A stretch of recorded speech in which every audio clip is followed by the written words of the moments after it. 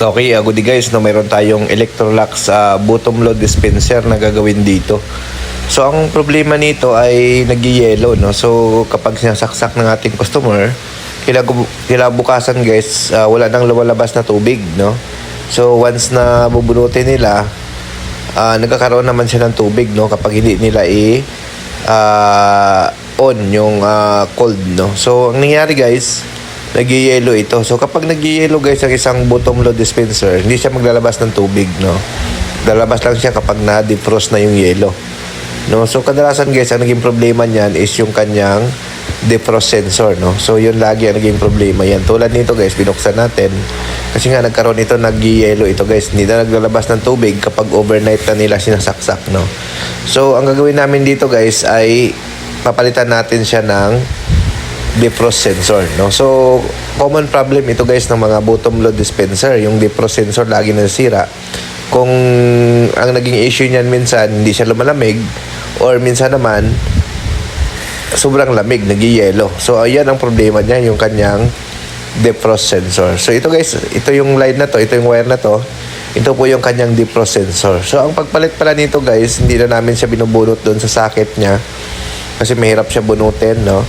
So, ang ginagawa na lang namin dito, kinakat na lang natin, tapos i-splice na lang natin yung sensor na ipapalit natin, no? Yun po ang ginagawa namin dito. Kasi nga, pag binunot mo pa yung socket, guys, minsan yung pin doon sa board niya, nahahatak, no? Mabilis siyang mahatak.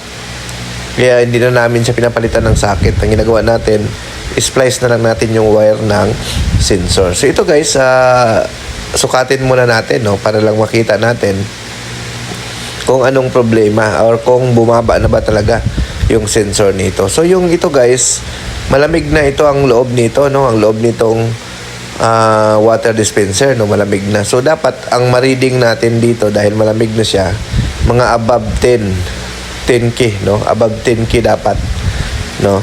So ayan, sukatin natin guys, kasi ang minimum nito guys is 8K. Ayan guys, oh. Ayan, makikita nyo ba? Ayusin natin. Ayan.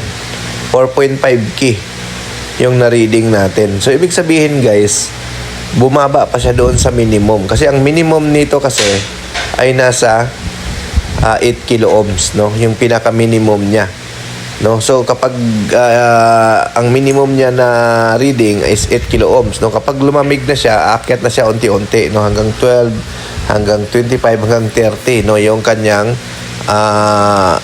reach point kung saan na titigil na yung compressor pag nasa 30 na siya, no.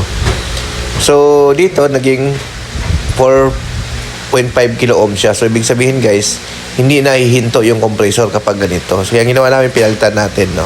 So kung saan nyo kinuha yung sensor, doon nyo lang din siya ikabit, no. So pagdating dito sa Electrolux, no, basta tandaan nyo kung saan nyo kinuha yung sensor, doon nyo rin ikabit. So okay, thank you, bye bye.